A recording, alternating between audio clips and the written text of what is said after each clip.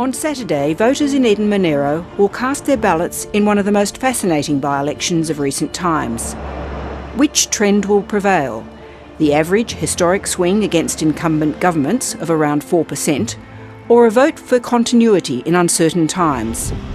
As 7:30 reported last week, uncertainty over the future of the JobKeeper wage subsidy and other forms of government assistance, which end in September, is a major issue for voters in a tourism-dependent electorate that has been exposed to drought and bushfires, as well as the COVID-19 shutdown. But voters won't know that future by Saturday. The government is not going to outline its post-September plans until the end of next month. So the latest numbers are just over... On Friday, Treasury Secretary Stephen Kennedy handed a review of JobKeeper to Treasurer Josh Frydenberg. The government's strategy of not outlining its plans until next month obviously has both political and policy implications. Politically, there is the glaring question, which Labor will pursue all week, of why the voters of Eden Monero can't be let in on the government's plans. Then there are the really big policy questions. Economists speak of the cliff facing the economy at the end of September, when almost $65 billion of government support is currently due to stop. And if we just look at the big federal government programs alone, they're worth about 15% of GDP in the September quarter. All of that is turned off at the end of September, so that leaves potentially a big hole in incomes for households, a big hole in incomes for businesses, and a big hole in the economy.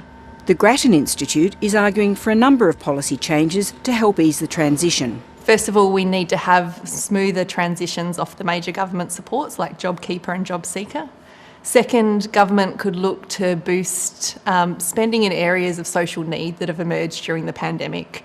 So things like mental health services, helping disadvantaged students catch up on remote learning. And finally, things like short-term infrastructure spending, so social housing, road maintenance, supports jobs in the construction sector and is easy to turn off when the economy is back to normal. G'day, how are you? While the government has been assuring voters over the past week it would continue to support industries in trouble, it is continuing to take a hard line on continuing JobKeeper beyond September.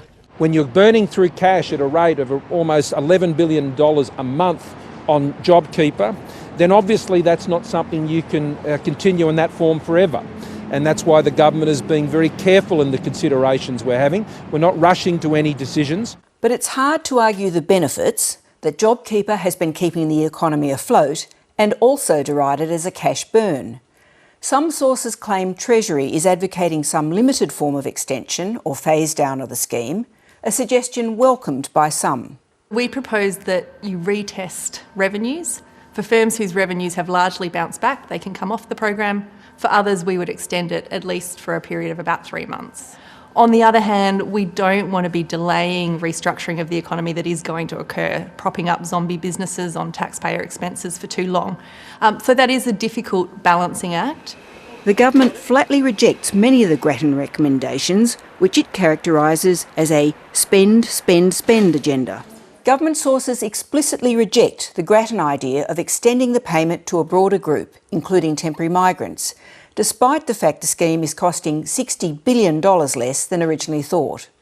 Instead, it's promoting the argument that the subsidies are starting to create disincentives to work.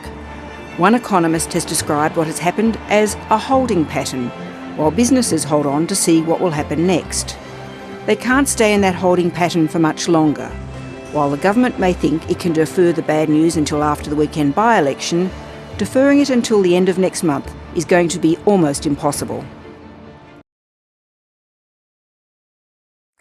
Hi, I'm Lee Sales. Thanks for watching this story. If you'd like to watch more of 7:30's stories, they are on the left of your screen.